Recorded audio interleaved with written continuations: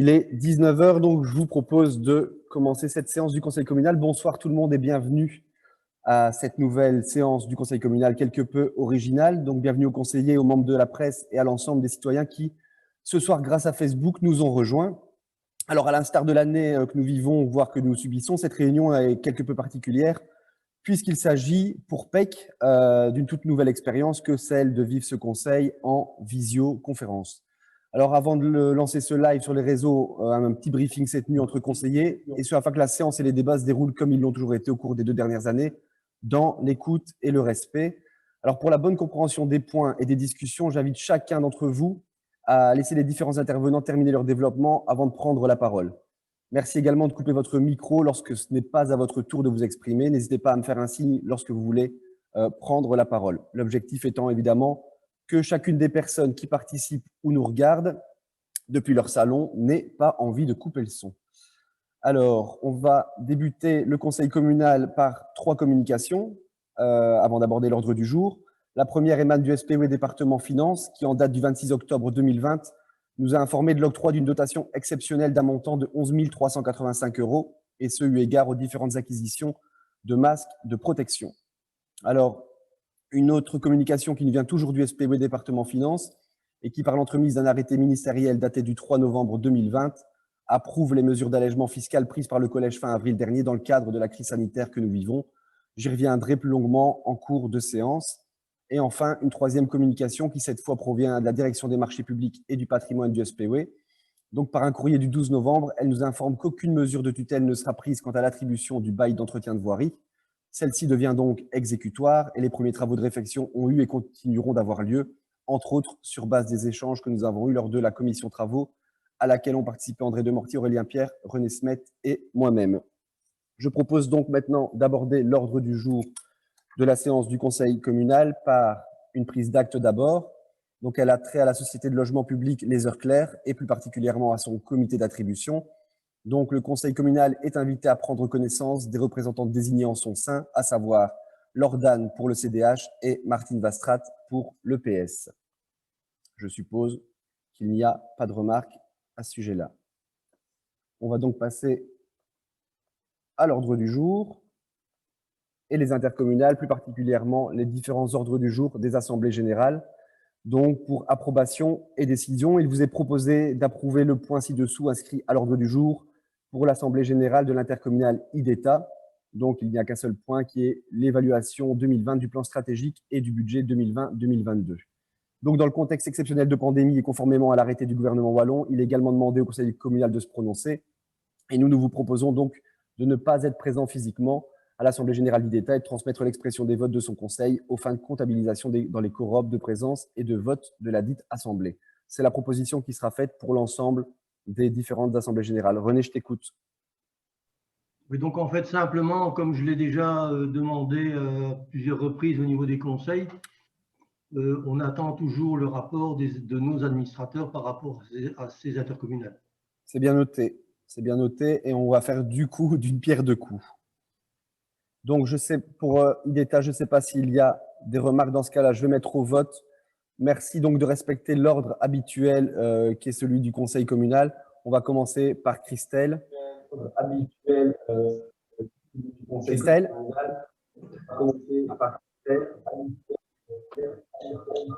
Je mets au vote Christelle. Oui. Oui.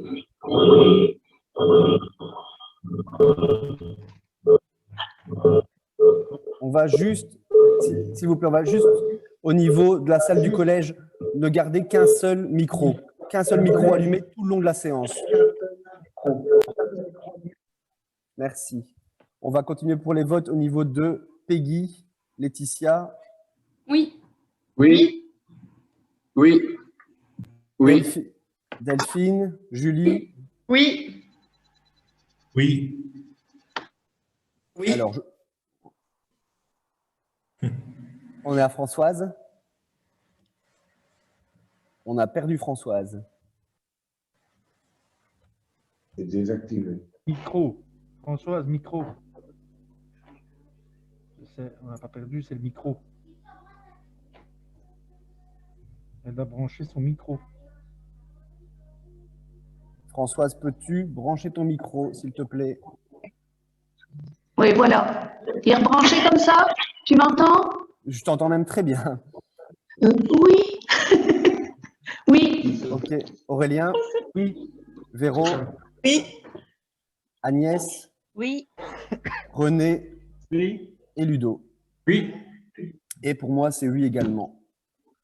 Voilà, on passe maintenant à l'intercommunal IEG, toujours pour l'Assemblée générale et l'ordre du jour. Donc, il vous est proposé d'approuver le seul point inscrit à l'ordre du jour, à savoir également l'approbation de l'évaluation 2020, du plan stratégique 2020-2021 et 2022, et donner mandat aux représentants de la commune de Pec. Donc, il n'y a pas de remarques, je mets au vote. Christelle? Oui. André? Oui. Oui. Oui. Oui. Oui. Peggy? Oui. Micro coupé. Oui. Oui. On est à Philippe. Oui. Jonathan? Oui. Jonathan, Françoise? Oui. Véronique? Oui. Aurélien? Oui. Alors après, Agnès, Oui. René et Ludo. Oui. Et oui pour moi. Alors, on passe à l'intercommunale suivante qui est YTech. Et donc là, il y a plusieurs points inscrits à l'ordre du jour. Donc, il vous est proposé donc, de les approuver. Au point numéro 1, donc l'affiliation et les administrateurs. Ensuite, les modifications statutaires de l'intercommunale. La première évaluation du plan stratégique 2020-2022. La création de Neovia. Et enfin, le in-house fiche de tarification. Donc voilà, là également, on propose de ne pas être présent physiquement et d'être présenté à l'Assemblée générale via visio. Donc, je remets au vote pour le groupe Go. Christelle? Oui. Oui. Christian? Oui. Oui. Laetitia? Peggy? Oui. Oui. Oui. Jonathan? Jonathan? Oui. Françoise? Oui. Aurélie? Oui. Ok. Oui. Pour PEC autrement, Agnès? Oui. René? Oui. Et Ludo? Oui. Et pour moi, c'est oui également. Alors, intercommunal IPAL. Il est proposé au Conseil communal donc d'approuver le point ci-dessous inscrit à l'ordre du jour de l'Assemblée générale de l'intercommunal IPAL. Approbation du plan stratégique révision 2021 et fixation des émoluments du président et du vice-président, donc qui ont été revus à la baisse. Donc voilà, une nouvelle fois, on vous propose de ne pas être présent physiquement, mais d'être présenté à l'Assemblée générale d'IDETA. Donc je remets au vote, en commençant par Christelle. Oui. Oui. Oui. Oui. Oui. Oui. Oui. Oui. Oui. Oui. Oui. Oui. Oui. Oui. Oui. Et oui, merveilleux. Alors, point suivant. L'intercommunal, cette fois, IMIO, l'Assemblée générale, toujours pour l'approbation de l'ordre du jour.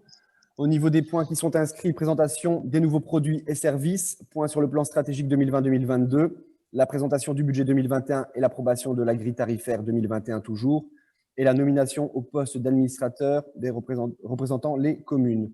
Donc toujours avec le fait de ne pas être présent physiquement. Je remets au vote, Christelle. Oui. Oui. Oui. Oui. Oui.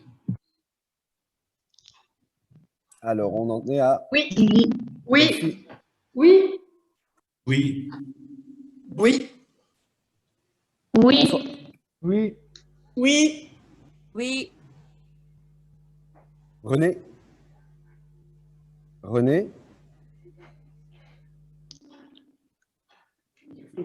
Oui. Oui. Et oui pour moi. Nous passons à l'intercommunal IMSTAM, donc toujours l'Assemblée générale. Au niveau des points inscrits à l'ordre du jour, l'approbation du PV de l'Assemblée générale du 2 septembre 2020, la situation des différents services de l'IMSTAM et l'impact de la pandémie de Covid-19, le plan stratégique 2021, le budget 2021 et des points divers. Donc je remets au vote en commençant par Christelle. Oui. Oui. Oui. Oui. Oui. Oui. Oui. Oui. Philippe, Oui. Jonathan, Oui. là on en est à Aurélien. Aurélien, Oui. super. Véro. Véro, Oui. Oui. Agnès, René, Oui. Oui. Ludo et moi, c'est oui également. Nous passons à l'intercommunal Aurès. Donc, à l'ordre du jour, un seul point unique, donc le plan stratégique évaluation annuelle. Donc, je remets au vote avec grand plaisir. Christelle, Oui. Oui. Oui. Oui. Oui. Oui. Oui. Oui. Oui. Oui, Jonathan. Oui. Oui. Oui. Oui. Oui. et oui. Parfait. Point suivant, nous passons aux fabriques d'église et plus particulièrement à la fabrique d'église Saint-Amand à Warcoing pour la modification budgétaire numéro 1 de l'exercice 2020. Donc, il vous est proposé d'approuver cette modification budgétaire de la fabrique d'église de Warcoing, date du 23 octobre 2020.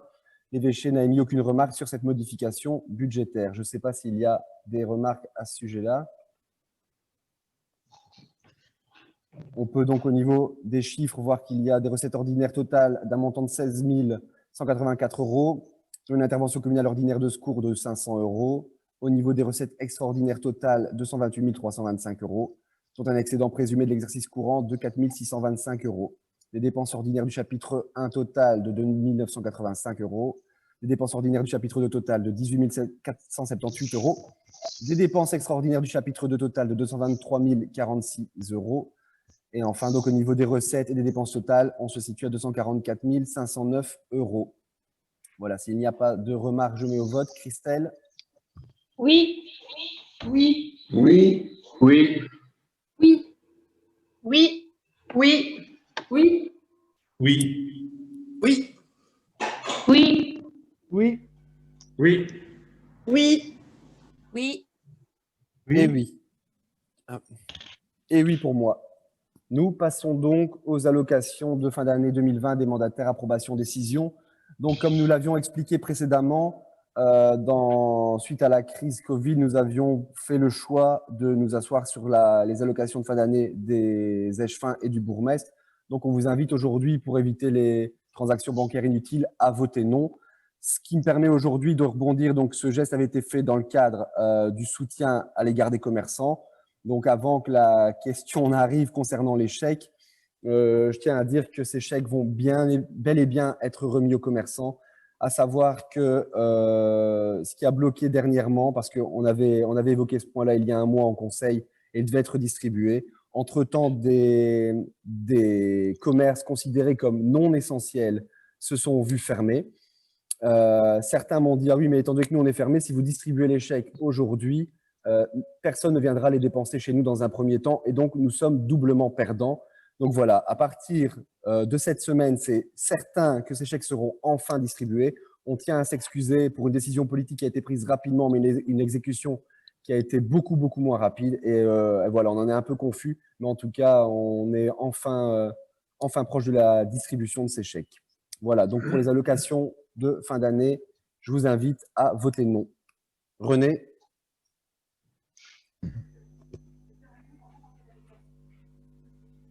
René, tu n'as pas coupé ton micro. Tu n'as pas réactivé ton micro. Donc, il y a un petit problème avec ça parce que, en fait, par rapport à ce que vous aviez décidé, vous ne pouvez pas renoncer à votre prime. Vous êtes obligé de l'accepter et ensuite éventuellement de la reverser. Mais la refuser, vous ne pouvez pas. Bah, si, le conseiller peut refuser. Le conseil, non, ils ne peuvent pas. Mais le conseil prend la décision. Le conseil prend la décision, donc on peut l'accepter ou la refuser. Et là, en l'occurrence, on la refuse. De toute façon, on va la refuser aujourd'hui. Donc, qu'importe ce qu'il a bien. Vous devez procéder d'une autre manière. Vous devez l'accepter et ensuite, vous prenez la décision de la reverser. Mais en aucun cas, vous ne pouvez y renoncer. C'est pas vrai, moi depuis 2 ans, je la refuse. Et ça n'a pas posé problème. J'ai fait un courrier en disant que je la refusais. Je ne l'ai eu ni accepté ni en 2019 ni en 2020. Et ça n'a pas posé problème. Donc, je propose qu'on continue, qu'on parte sur ce principe-là de refus, tout simplement parce que pour une double chose. Premièrement, enfin, nous, on nous a bien confirmé que c'était possible. Ensuite, premièrement, parce qu'on ne peut pas, on va pas s'amuser à la verser et finalement à la reverser à la commune, d'une part. Et d'autre part, et là, en toute transparence, il n'y a aucune raison aujourd'hui que les mandataires qui refusent cette allocation de fin d'année soient en plus taxés sur cette allocation de fin d'année parce qu'ils l'auront reçue et reversée. Donc, dans les faits, je propose qu'on la refuse. Mais je vous confirme que d'un point de vue ONSS et fiscalement, ce n'est pas permis de cette manière-là. Vous devez l'accepter et la reverser. Renseignez-vous.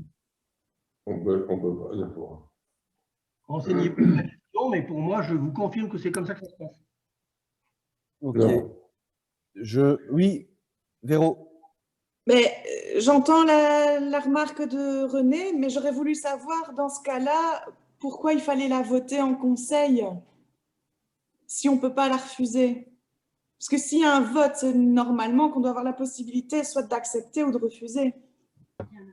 C'est ce qui nous semblait aussi, mais bon voilà, dans tous les cas, moi je vous invite à la refuser. On ne va pas s'éterniser sur ce débat-là, on va la refuser et puis adviendra ce qui adviendra. Si on doit l'accepter, eh bien on l'acceptera, on la reversera. Mais dans les faits, on espère ne pas devoir procéder à des transactions qui nous semblent un peu inutiles.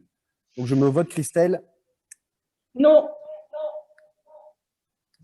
Sophie? Oui. Oui. Ben non, c'est approbation. Non, je ne retrouve pas. Sophie? Non. Ok. Non. André? Non. Christian? Non. Laetitia? Non. Non. Non. Non. Non. Non. Non. Non.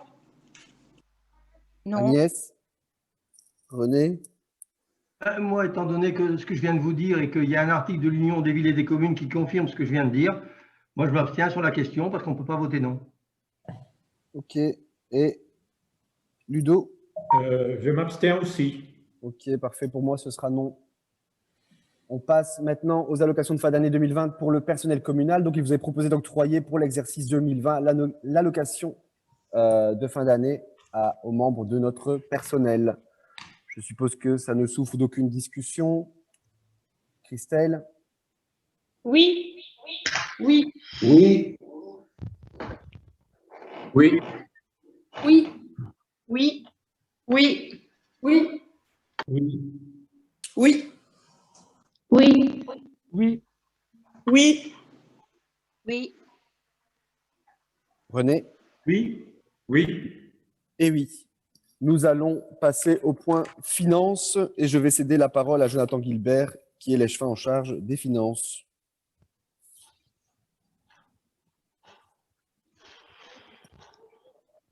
Jonathan. Oui, voilà. J'ai un peu joué avec les écrans, mais j'y suis. Voilà, donc je vais vous présenter les points finances ce soir. D'abord, le slide peut changer. On commence par le point 12, IPAL. Voilà. Donc, dans un premier temps, on a le point sollicité par IPAL qui sollicite une augmentation de capital à concurrence de 17 874,36 €. Concrètement, ça a été décidé au niveau des instances d'IPAL. La justification qui est apportée, elle est triple, notamment l'accroissement du nombre de matières collectées. Ça n'aura échappé à personne que dans les reciparcs, le nombre de matières collectées a été augmenté, ce qui forcément amène des coûts supplémentaires. Évidemment, au niveau environnement, c'est tout bénéfice, mais forcément, ça amène des coûts supplémentaires qui doivent être absorbés d'une manière ou d'une autre. Une augmentation également assez sensible des coûts de traitement et de transport.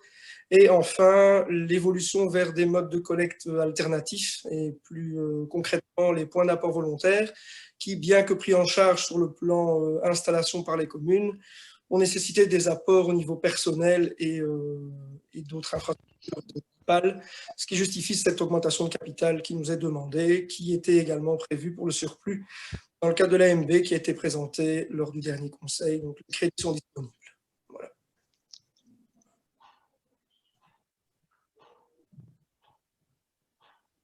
Ok, parfait. Je ne sais pas s'il y a des remarques ou des questions à ce sujet-là. Ok, je mets au vote. Christelle? Oui.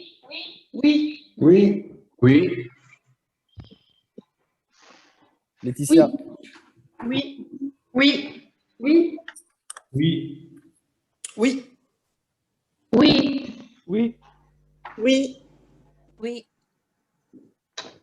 René? Oui. Oui. Et oui pour moi. Nous passons maintenant au point 13, donc le coût vérité provisionnel des déchets, budget 2021, approbation, décision. Toujours la parole à Jonathan. Voilà, donc le coût vérité. Donc, coût vérité prévisionnel pour l'exercice 2021. Donc, pour les personnes qui nous regardent, qui n'ont pas l'habitude du principe du coût vérité, j'ai mis un petit contexte. Donc, de quoi parlons-nous? Il s'agit bien, comme son nom l'indique, d'une prévision pour l'année à venir. Donc, concrètement, qui dit coût vérité nous ramène inexorablement au principe du pollueur-payeur, qui veut en gros que la commune répercute le coût de gestion des déchets et leur traitement sur les citoyens. Alors, en fait, on doit analyser la relation entre les dépenses et les recettes qui se doit d'être équilibrée. Plus précisément, on doit se trouver entre un pourcentage de 95 et de 110%. Donc, je me suis permis après d'expliquer dans le cadre du slide suivant le détail complet en ce qui nous concerne pour cette prévision. Si Xavier m'entend. Voilà. Merci Xavier. Donc, d'abord, un focus au niveau des dépenses. Donc, je trouvais utile que les gens puissent se rendre compte de comment est formé finalement le coût de la taxe immondice. Donc, au niveau de nos dépenses, la commune se doit de répertorier toutes ces dépenses qui ont lieu à tous les étages au niveau des déchets. Donc, concrètement, on va s'attarder sur la partie droite du tableau. Il y a les coûts de collecte. Donc, foncièrement, c'est le ramassage à domicile des déchets. Ça nous coûte, c'est prévu en tout cas de nous coûter sur l'exercice 2021, la somme de 2921,74, ce qui correspond à 19,85% de nos dépenses prévues. On a ensuite les coûts de traitement qui correspondent à 82 878 €. Les coûts de traitement, c'est l'unité de énergétique. Donc concrètement, c'est l'incinérateur de Tumède. Donc ça nous coûte 22,56% de nos dépenses. Ensuite, on a quelques frais administratifs qui correspondent in fine à l'envoi des factures de taxes à vos domiciles, l'affranchissement et tous les petits frais de rappel s'ils sont nécessaires, pour un montant global de 5 220,95 €. Bien entendu, des frais de personnel pour 14 797,04 €. Donc concrètement, c'est le personnel des taxes, personnel environnement, donc 4,03%. Ensuite, la cotisation IPAL. Donc, la dénomination n'est peut-être pas précise, mais ça concerne en fait la cotisation qui est payée par la commune par habitant pour les reciparcs, donc les parcs à containers. Donc, chaque habitant doit payer pour PEC 31 € à IPAL pour la gestion de ces reciparcs. Donc, 31 € fois le nombre d'habitants, on arrive à 180 296 €, ce qui représente la plus grande partie de nos dépenses, soit 49,08%.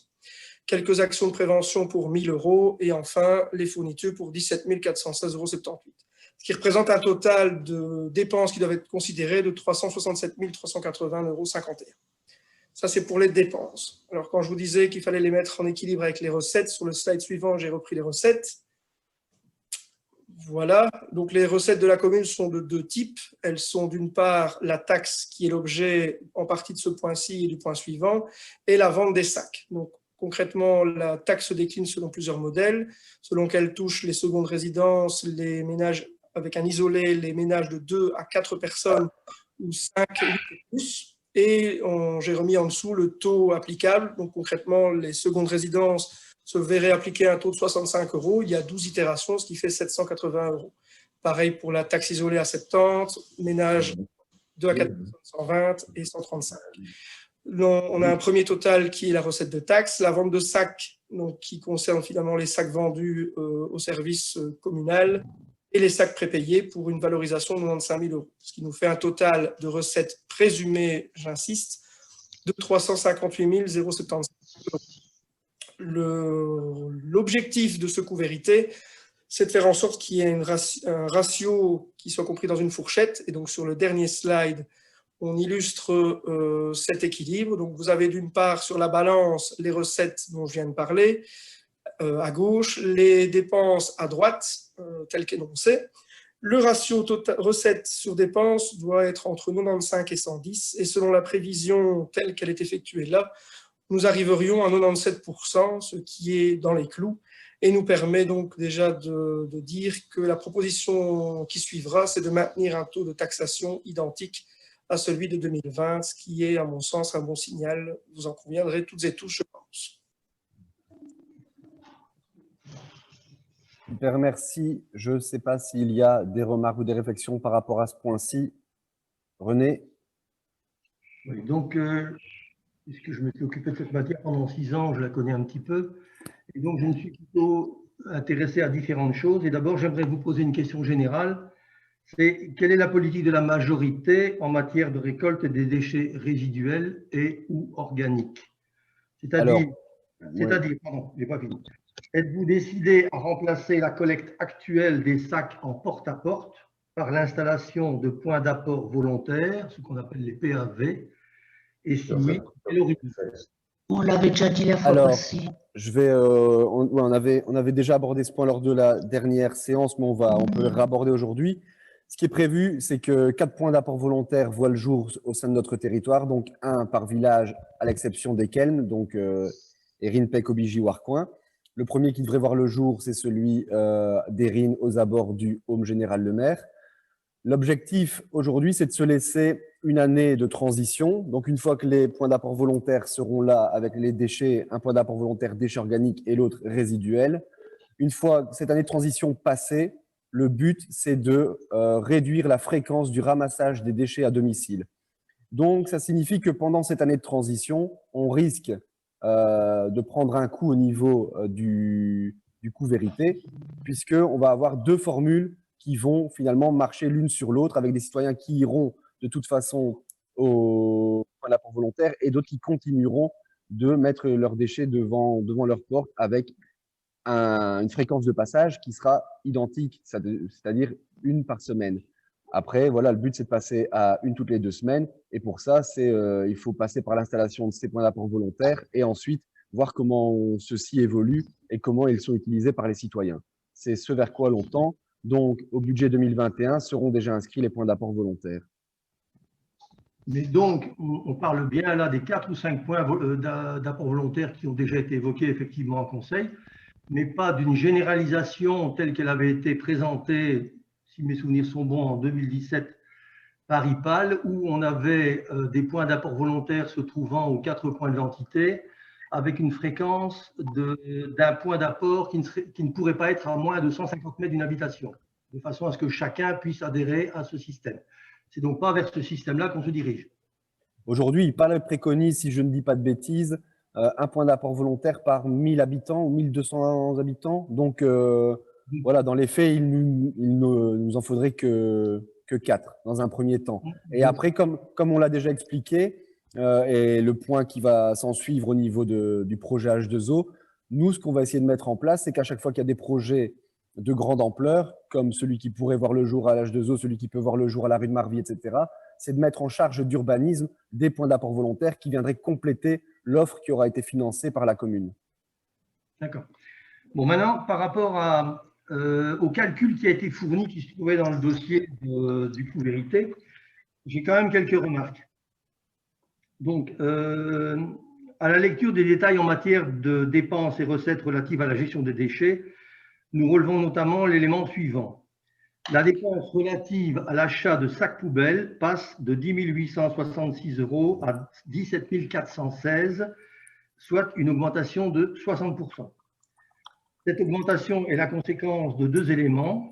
Une augmentation du nombre de sacs commandés de presque 7000 sacs, c'est-à-dire 130 000, un peu plus de 130 000 en 2020 à un peu plus de 137 000 en 2021.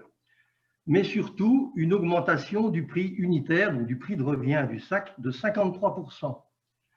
il passe de 8 cents,3 à 12 cents,7. Pourquoi cette augmentation dans l'achat du nombre de sacs, ce qui semble un peu contradictoire d'une part avec la politique de zéro déchet lancée récemment et son objectif annoncé de diminution de déchets, donc de sacs, avec la possibilité désormais offerte aux citoyens de placer beaucoup plus de types de déchets dans les sacs PMC et donc également de diminuer la quantité dans les sacs gris, et avec les TAV qui pourraient être mis en service et pour lesquels des sacs dédicacés ne sont pas nécessaires. Comment expliquez-vous l'augmentation conséquente du prix de revient des sacs poubelles? Alors, cette augmentation va s'ajouter aux dépenses annoncées, compostage, seau et site internet, et risque d'ici peu de vous obliger à augmenter les taxes pour respecter le coût vérité. Alors, tout d'abord, par rapport à l'augmentation des sacs, il faut savoir qu'on est passé par le marché SPW, bien qu'initialement, nous souhaitions faire un marché. On est passé par le marché SPW avec des prix qui ont été établis et définis il y a quelques années. Après, l'évolution, et pour bien connaître ce milieu-là, l'évolution des coûts des sacs poubelles fluctue quand même de manière assez particulière. Là, on parle de coûts qui datent d'il y a 5 ans. Aujourd'hui, on est sur des coûts de 2020.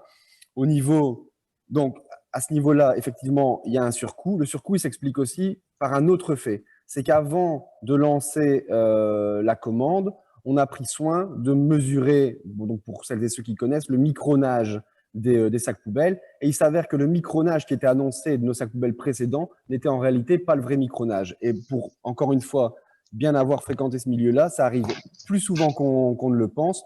Le fait de vendre un sac poubelle prétendu d'autant de microns et qui finalement est beaucoup moins résistant que ce qu'il n'est réellement sur papier. Donc, aujourd'hui, on a vraiment un sac poubelle et j'invite chacune et chacun à les comparer qui est plus résistant. Alors maintenant, la résistance, elle a un coût, certes. Pour ce qui est des 7000 sacs en plus, bon, cela ne fait entre guillemets que 350 rouleaux. Donc, ça représente quoi? Ça représente un peu plus de 10% de ménage. Donc, ça reste quand même raisonnable. Ce n'est pas ça qui va nous empêcher d'écouler le stock malgré la volonté du zéro déchet. Quant à la customisation, elle ne coûte pas plus cher puisque c'est une impression monochrome sur un sac poubelle que l'impression précédente. Sauf que là, on s'est dit, finalement, c'est un objet du quotidien duquel on pourrait évidemment se servir pour faire passer un message et finalement conscientiser les citoyens. Voilà, je pense que ça en valait la peine. Mais j'ai quand même bien étudié le dossier et le précédent marché qui avait été passé stipulait des sacs d'une épaisseur de 0,05 mm, autrement dit 50 microns. J'ai consulté le dossier qui était mis à notre disposition et votre cahier des charges qui a été rédigé faisait état de sacs à 30 microns. Le cahier des charges, mais finalement, on n'est pas passé par un cahier des charges et un appel d'offres. On a opté pour un sac proposé par le SPW dans sa gamme de produits qui faisait partie du marché. Donc, le cahier des charges, et c'est la raison pour laquelle on n'est pas passé par un marché, parce que justement, les descriptions techniques qui étaient proposées n'allaient pas du tout dans le sens de ce vers quoi nous, on voulait tendre. Donc, on a stoppé là et on s'est dit, OK, on n'a plus beaucoup de temps, les stocks sont en train de s'écouler, on va tomber à court. Et on est passé par le marché SPW, tout simplement. Attends. Il faut qu'on remette les choses dans leur contexte. On avait un marché avec un sac à 50 microns. Que je sache, sauf lorsqu'il y a eu éventuellement des problèmes de fabrication chez le fournisseur, ça doit être arrivé une fois ou deux sur 5 ans, le sac ne présente pas de problème au niveau de sa solidité. René, ce que je te dis là, ce n'est pas un problème au niveau de sa solidité. On t'affirme que c'est du 50 microns, il y a un appareil qui permet de mesurer le micronage et en le mesurant, ça ne faisait pas 50 microns. Ça, c'est tout ce que moi j'affirme aujourd'hui et c'est facilement démontrable. Bien, donc il était inférieur physiquement à 50 microns, mais malgré tout, il ne présentait pas de problème de résistance ou de solidité. Vous passez un premier marché au mois de juin ou un petit peu avant, je pense, un premier appel à projet avec demande d'offre avec un cahier des charges qui stipule que votre sac doit correspondre à 30 microns. 4 sociétés répondent et il s'avère, ce qui est tout à fait normal, que celle qui correspond le mieux à vos demandes et qui est la moins chère, je ne vais pas citer le nom de la société, est la société X. Bon. Ensuite, à un moment donné, mais ça ne se retrouve pas dans le dossier, vous décidez de passer par le marché SPW. Et il se trouve que c'est la même société X que le marché du SPW a désigné. Donc, il n'y a pas de souci. Simplement, on passe d'un cahier des charges de 30 microns à une commande de combien? Tu peux me le dire? On est à 50? Non. Je pense. Non. Votre bon de commande est de 60 microns. On a pioché dans le catalogue, du SPW. Non. Vous passez effectivement, vous faites d'abord un appel d'offres auquel les fournisseurs répondent avec 30 microns, et puis vous passez une commande où il est spécifié que vous voulez 60 microns. Mais forcément, on a reçu des échantillons, tu penses bien, René. Et vous me dites, on se réfère au cahier des charges du SPW. Eh bien, je vous invite à regarder ce qui a été décidé par le SPW et dont je dispose ici, et vous verrez qu'à nulle part, le sac de 60 microns n'est repris. Ça n'existe pas. Dans la liste dans laquelle vous pouvez piocher, et je ne dirais pas vous pouvez piocher, vous devez piocher. Vous ne pouvez pas changer un marché qui a été attribué. Par conséquent, si le marché vous dit qu'il y a des sacs de 30, 50, 70 et 80 microns à votre disposition, vous ne pouvez pas passer une commande pour des sacs de 60 microns. C'est interdit. Votre marché est caduc. De quelle liste parles-tu? De quelle année date ta liste? Elle date de quand? Eh bien, elle date de… Le marché, René, le marché vient d'être réattribué ici cette année pour le lot concernant les sacs poubelles SPW. Donc, plus que probablement, tu parles aujourd'hui d'une liste qui est la nouvelle liste et nous, notre choix, puisque en plus de ça, la société X, comme tu dis, n'est même plus la société qui a les sacs poubelles aujourd'hui. Oh ben, je ne la vois pas, René. Écoute, de toute façon, voilà. Je l'avais plus près, hein. Mais c'est la liste qui se trouve dans votre dossier. Et je vous rappelle quand même que lorsque vous… Donc, c'est un document du 18 septembre. OK? C'est la séance du collège communal du 18 septembre. Ce dossier qui est joint, cette liste-là. Et cette liste-là, nulle part, ne mentionne les sacs à 60 microns. Vous avez une commande à 60 microns dans laquelle ça ne figure pas. Et votre dossier est donc caduc. Très bien, on vérifiera. Je propose de mettre au vote, sauf s'il y a d'autres remarques sur les sacs poubelles. Vous commandez 7000 sacs supplémentaires, hein, alors que vous préconisez de réduire vos déchets. Je comprends pas. René, 7000 sacs, ça fait 350 rouleaux, donc on va peut-être pas tergiverser sur 350 rouleaux. Et alors, non, mais j'ai compris, René, on a compris. Donc voilà. J'ai encore quelque chose à dire. Vous passez à des sacs de 60 microns, vous voulez réduire les déchets. Moi, je suis désolé, même si la différence est minime, certes, mais il n'empêche que sur l'ensemble des sacs que vous voulez acheter, vous allez augmenter la quantité de plastique. En matière de réduction de déchets, ce n'est pas vraiment ce qu'on attend. Ouais, il n'y a pas que le micronage, il y a aussi la qualité que l'on prend, HD, BD, mais bon, je ne vais pas faire une présentation des sacs poubelles et de tout ce que ça incombe. Voilà, il y a plusieurs, c'est pas parce qu'il y a plus de micronage que c'est plus ou moins polluant, mais bon, qu'importe. Je ne suis pas là pour faire une leçon sur les sacs poubelles, mais on pourra aller chez cette société X qui pourra te la faire. Je propose de mettre au vote, Christelle. Oui. Oui. Oui. Abstention. Oui. Oui. Oui. Oui. Oui. Oui. Oui. Véro ou Aurélien.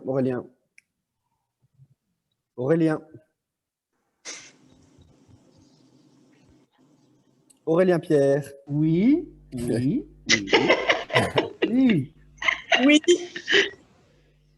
Abstention.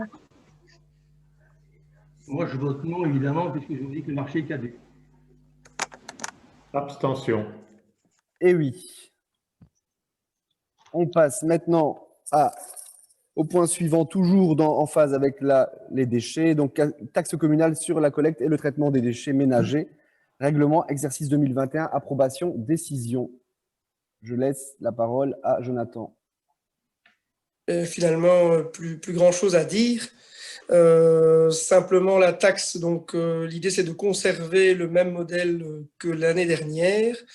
Donc ça c'est la bonne nouvelle. Voilà, donc je me suis permis de remettre une visualisation pour chaque cas de figure en fonction de la situation des gens. Et donc pour rappel, donc un isolé paiera donc une taxe de 70 € et bénéficiera de 10 sacs prépayés de 60 litres. Les ménages de 2 à 4 personnes paieront 120 € et bénéficieront de 20 sacs prépayés. Les ménages de 5 à 8 personnes et plus paieront 135 € et bénéficieront de 20 sacs prépayés. Dans le cadre des secondes résidences, la taxe sera de 65 € avec 10 sacs prépayés. Et enfin, pour les indépendants et les commerces, la taxe est de 110 € et comme l'année dernière, on inclut le principe d'une réduction à 50% si appel est fait à une société privée pour la collecte. Donc, situation identique par rapport à 2020. Parfait. Merci Jonathan. Et comme on l'avait indiqué lors d'une précédente séance, le but, c'est que l'on définisse un groupe de travail pour justement trouver des pistes de solutions qui vont en phase avec les citoyens qui ont justement adopté une démarche zéro déchet et qui aujourd'hui n'ont pas grand-chose à faire d'un rouleau de 20 sacs. Donc voilà, on définira ça. On verra aussi avec la région ce qui est possible ou non de faire au niveau de la gratuité et voir comment on peut avancer pour répondre finalement à tous les types de profils qui se trouvent au sein de notre population. Je ne sais pas s'il y a des remarques par rapport à la taxe communale sur la collecte et le traitement des déchets. René? Évidemment, voter pour, mais en rappelant ce que j'ai dit dans le point précédent, c'est que j'espère que les nouveaux achats de sacs ne causeront pas à l'avenir une augmentation de cette taxe. Mais évidemment, aujourd'hui, je voterai pour. Voilà, je mets au vote. Christelle? Oui. Oui. Oui. Oui. On était à Christian? Oui. Laetitia? Laetitia? Oui. Oui. Oui. Oui. Oui. Oui, l'affaire est dans le sac. Oui. Oui. Oui. Oui. René? Oui, pardon. Et Ludo? Oui. Et oui pour moi. Nous passons donc aux travaux. Était inscrite au PIC 2019-2021 à la rue du Moulin à Aubigny. Donc, on vous propose ici d'approuver provisoirement le plan d'alignement et d'emprise relatif aux travaux de voirie et d'égouttage au niveau de la rue du Moulin.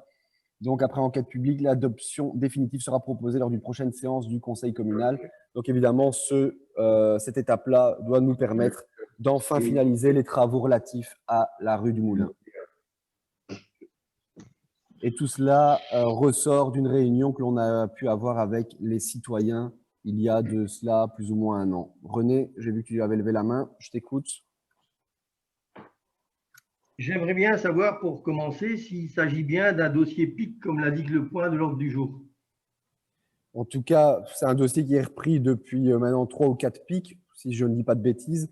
Donc là, le but, que ce soit dans le PIC 2019 ou 2021, ce sera de toute façon une des bases pour pouvoir avancer dans ce dossier. Une fois que la place d'Erin aura été faite, on verra quels seront l'état de nos deniers communaux relatifs au PIC et on envisagera d'avancer ou non sur l'une ou l'autre voirie. Mais quoi qu'il en soit, la rue du Moulin, c'est évident qu'elle se doit d'être faite vu le temps depuis lequel on en parle. Mais voilà. J'ai quand même un souci par rapport à l'intitulé. Parce que si évidemment nous sommes d'accord sur le fait que le revêtement et l'égouttage de la rue du Moulin doivent être revus, cela a été soulevé lors de la commission des travaux du 20 mars 2019. Il n'est donc pas question de revoir cet aspect du dossier, mais alors que tout un chacun au sein de ce conseil convenait qu'il n'était plus question de jonction Marais-Moulin, Je m'en réfère à un mail des riverains concernés en date du 27 juin 2018. Il est confirmé par un courrier officiel signé par ceux-ci et envoyé à la commune en septembre 2018. Si je ne m'abuse, voilà que tel un lapin du chapeau, on nous ressort la jonction, alors que le PIC qui a été voté par ce conseil ne mentionne que la rue du Moulin et pas la jonction. Là, dans les faits, aujourd'hui, on parle du plan d'alignement et d'emprise, donc pas vraiment sur le projet même. Et la jonction n'est absolument pas prévue. Et si tant est qu'elle est prévue, puisqu'on en a encore discuté tout récemment, elle ne le serait que sous la forme de mobilité douce, comme on a pu en discuter lors de la commission travaux, et certainement pas une réfection complète de ce tronçon. Voilà, comme ça tu as ta réponse. Cette décision Non. en plus, bah si, on va pas faire la jonction Marais-Moulin. Elle n'est pas prévue du tout, ni dans le PIC, ni dans notre esprit. Donc, voilà, le fait est que c'est bien la jonction.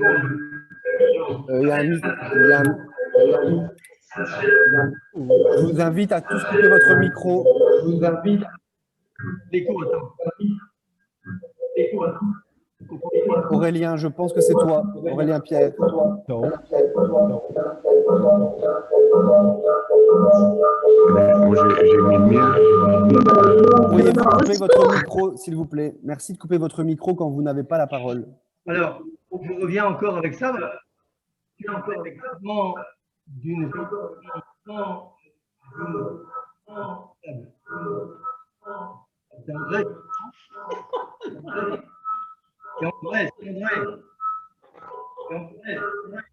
c'est un des micros de la salle.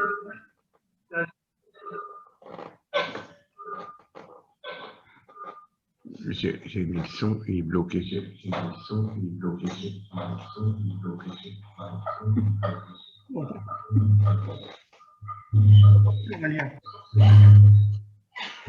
Aurélien, tu n'es pas. Je n'entends plus.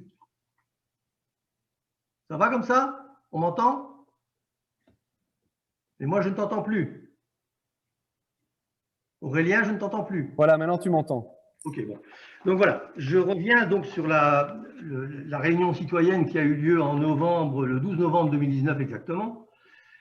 Alors, dans cette réunion citoyenne et le PV qui en a été dressé, je m'interroge parce qu'on nous dit que cette jonction ne pouvait se faire dans le cadre du PIC. Donc on mélange encore une fois tout.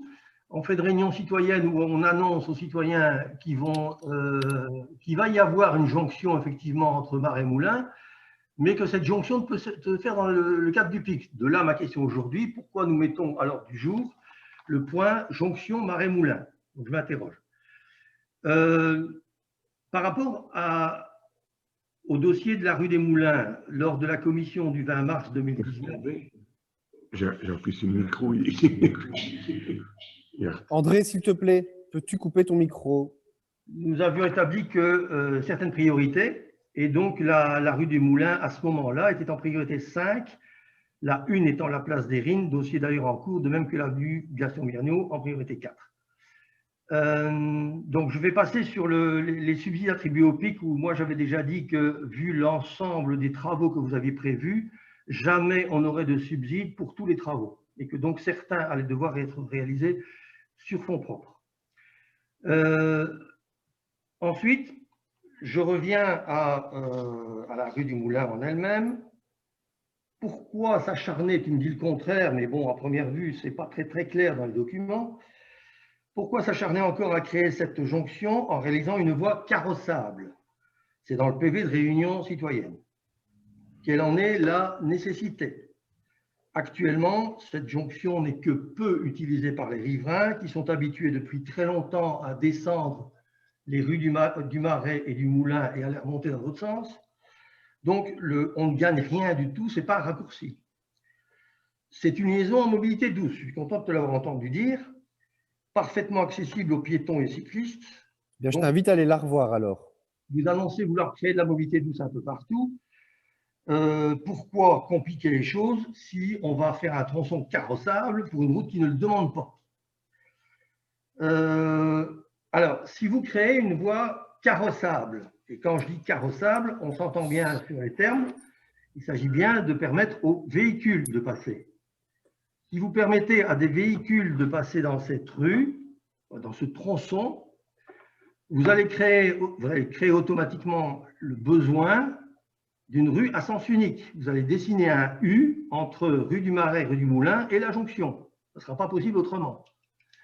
Donc, pourquoi aller embêter les gens de la rue du Marais et des Moulins à mettre un sens unique qui ne pourra pas ne pas être fait, alors que c'est absolument pas nécessaire? Il n'y a aucune demande à ce sujet-là. Donc moi, je m'interroge sur tout ça. Mais René, là, moi, je veux bien t'entendre, mais aujourd'hui, tu es en train de me parler du projet, là où nous, on parle d'un plan d'alignement et d'emprise dans le but de développer le projet qui doit être discuté en commission travaux, entre autres. Donc ici, on peut faire le topo sur le projet Marais-Moulin. Moi, je te dis, j'ai la charge des travaux, que la jonction n'est pas prévue. Je ne vois pas ce que je peux t'apporter de plus comme réponse aujourd'hui. Et aujourd'hui, entre carrossable et praticable, il y a quand même effectivement une différence, mais là, elle n'est quasi plus praticable en son bout côté moulin. Donc, côté Marais plutôt. Donc, à un moment, il faut aussi qu'on puisse voir les choses. J'y suis allé pas plus tard que ce week-end.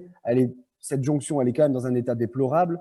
Dans tous les cas, il faudra imaginer la réfectionner au moins par endroit. Et aujourd'hui, je me demande bien un vélo, comment il se retrouve en fin de chemin à pouvoir le poursuivre. Donc, dans les faits, là, on demande juste d'avancer sur le plan d'alignement et d'emprise pour pouvoir, dans le futur, avancer sur le projet d'ensemble de la rue du Moulin.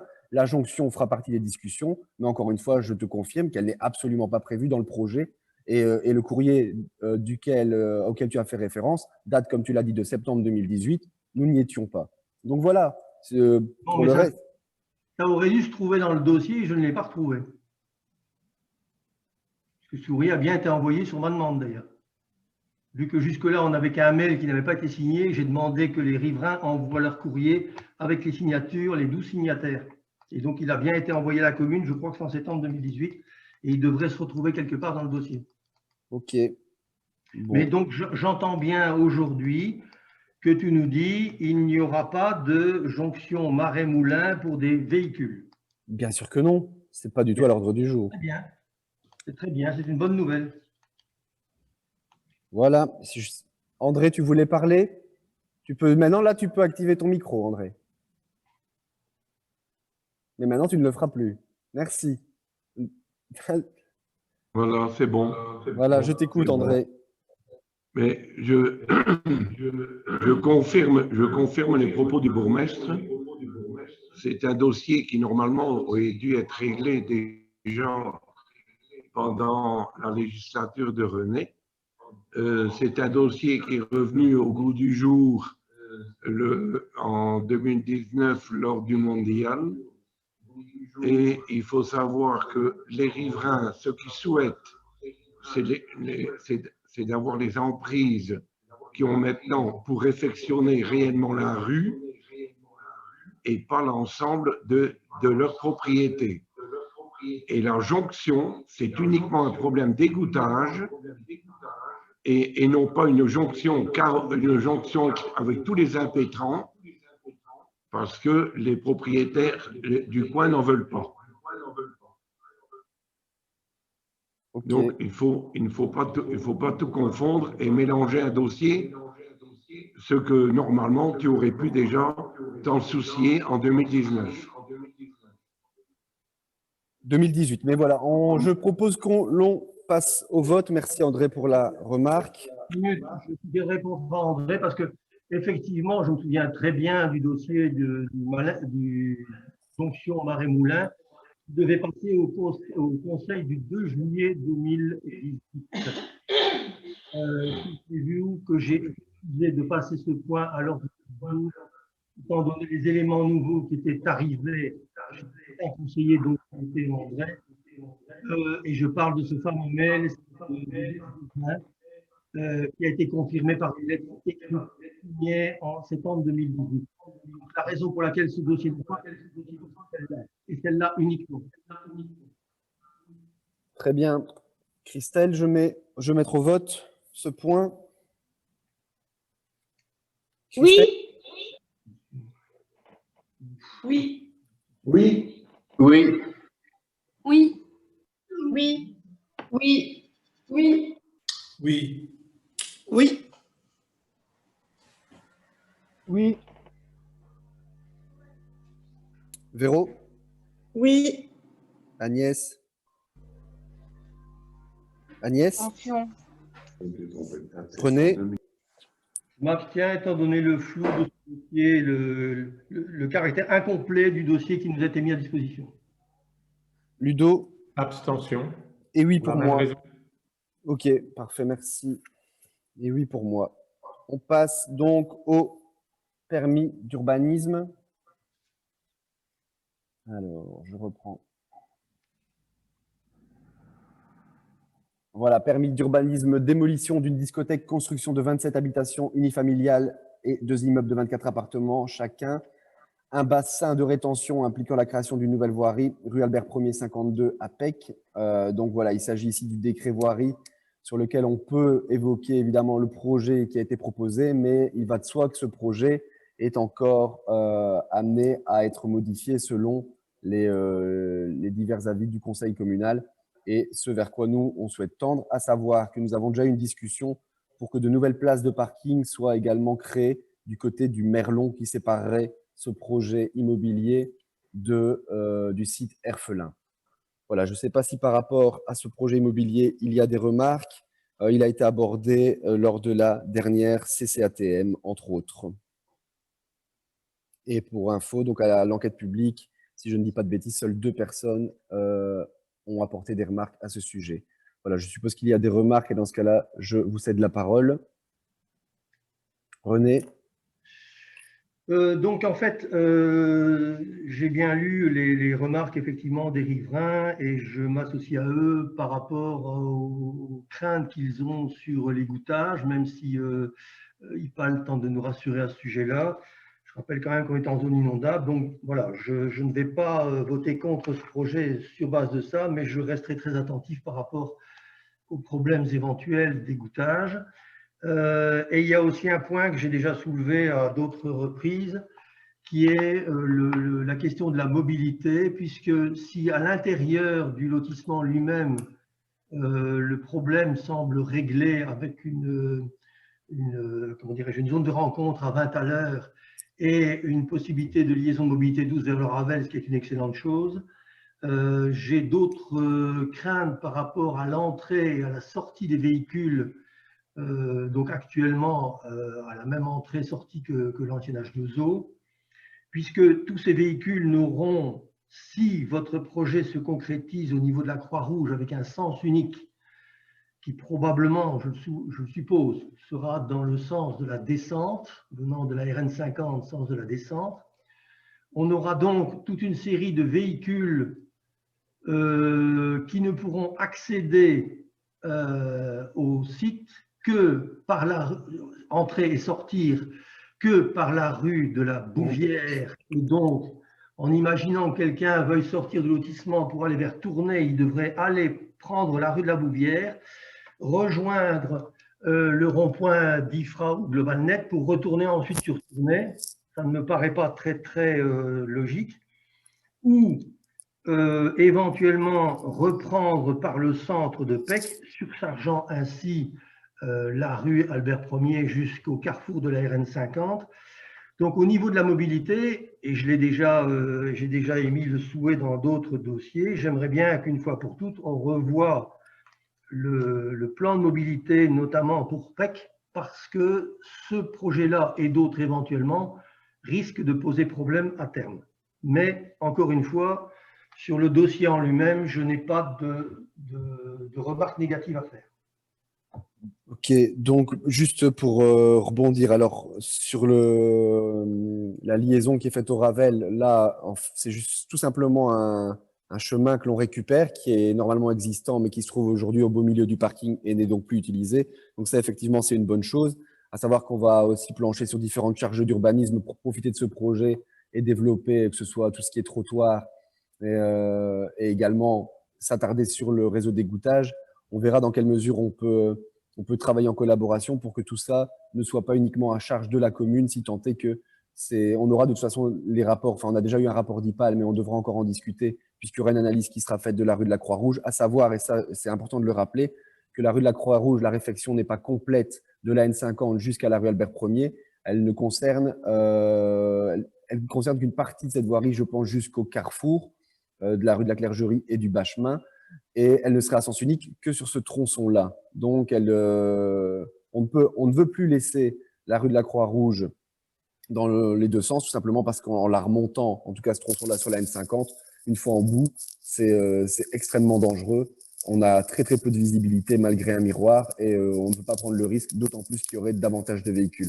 Donc celui qui doit se rendre du côté de Courtrai-d'Autigny prendra évidemment la rue de la Bouvière, les autres prendront la rue Albert Ier. On n'a pas beaucoup d'autres opportunités, mais en tout cas c'est évident qu'il doit y avoir une étude plus profonde de la mobilité sur le centre de Pec, d'autant plus qu'on le sait, il y a quand même quelques projets qui sont relatifs à la tannerie, à l'ancienne tannerie. Et donc voilà, c'est un projet global qu'il faudra pondre ensemble et on reviendra là-dessus au travers d'une commission. Je ne sais pas s'il y a d'autres remarques. Jonathan? Oui, un petit mot, parce que bon, on a pu un peu découvrir l'épure du projet. Donc, dans une première intention, le Conseil avait manifesté un refus par rapport à ce dossier qui était quand même démesuré. Ici, on revient quand même à quelque chose de plus adapté. Cependant, je pense qu'on doit, comme on l'a évoqué en collège, être particulièrement attentif à l'histoire du bassin d'orage qui mérite, à mon avis, une attention plus poussée. Et au niveau du parking, je te rejoins sur ce que tu disais. Parce que clairement, là, tel que c'est là, ça me semble difficile. Et donc, avec un oui, mais le côté parking et mobilité méritera, à mon avis, d'avoir une attention particulière au niveau de la phase suivante. Donc, on y sera attentif, mais on est pour tout à fait. Voilà, parfait. S'il n'y a pas d'autres remarques au niveau de ce projet, je propose de mettre au vote, en commençant par Christelle. Oui. Oui. Oui. Oui. Oui. Oui. Oui. Oui. Oui. Oui.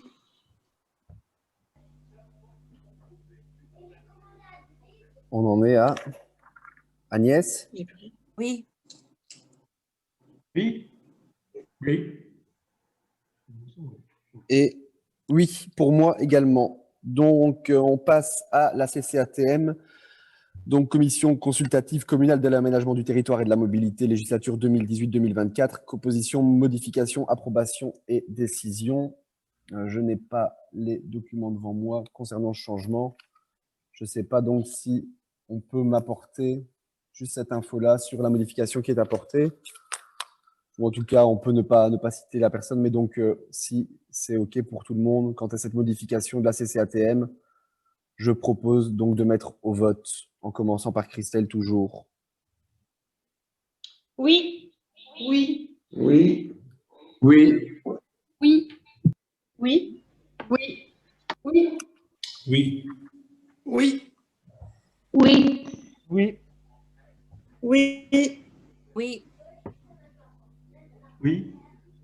Oui. Et oui. Nous passons au CRECID, donc Convention de partenariat affiliation 2021. Donc, il est proposé au Conseil communal d'approuver les modifications apportées à la composition. Ah non, donc là, j'ai le texte du CRECID à la CCATM. Donc voilà, on passe à la Convention de partenariat et l'affiliation pour l'année 2021 établie entre le Carrefour régional et communautaire de la citoyenneté et de la démocratie, donc CRECID, et la commune de Pec. Cette convention vise plus particulièrement l'accompagnement du Conseil communal des enfants. Donc Françoise profite peut-être de la séance pour en toucher un petit mot. Oui, pour le moment, le Conseil communal des enfants avec le Covid, évidemment, est arrêté. On n'a pas su faire les élections pour les enfants commencer en septembre pour qu'ils puissent prêter serment. Donc, je pense qu'on va essayer de prolonger. Les enfants, au lieu d'arrêter en 6e primaire, vont pouvoir continuer jusqu'en première secondaire pour qu'ils puissent avoir un mandat au moins de 2 ans. Donc, on espère qu'au printemps, on va pouvoir refaire des élections. Et on a évidemment besoin du CRECID qui nous apporte son aide et son matériel pour ces élections. Voilà. Ok, merci beaucoup. Je ne sais pas s'il y a des réflexions par rapport à ça. Je suppose que non. Dans un négatif, je mets au vote. Christelle? Oui. Oui. Oui. Oui. Oui. Oui. Oui. Oui. Oui. Oui. Oui. Oui. Théro? Oui. Oui. Oui. Oui. Et oui. L'ordre du jour est donc terminé. On passe aux questions des différents conseillers. Je ne sais pas s'il y en a, et si oui, de qui. René? Non, en fait, je n'ai pas de questions, mais simplement, je voulais, parce que je crois que ce conseil se tire à sa fin, je voulais remercier tout le monde. C'était une première expérience qui a bien fonctionné, je pense, à part quelques couacs sonores, mais bon, voilà, c'était une première. Et je suis content d'avoir mis un peu d'animation, parce que franchement, sinon, elle est un peu s'embêter là. Merci René, tu es là pour ça. Voilà. Je ne sais pas s'il y a des questions. Non? Merveilleux. Eh bien, je vous souhaite à toutes et à tous une belle soirée. Et j'espère que tous les citoyens qui nous ont regardés se sont bien amusés, surtout grâce à René. Voilà. Belle soirée à tous et à bientôt. Bonne soirée. Bonne soirée à tous. Bonne soirée. Bonne soirée. Bonsoir. Bonne soirée.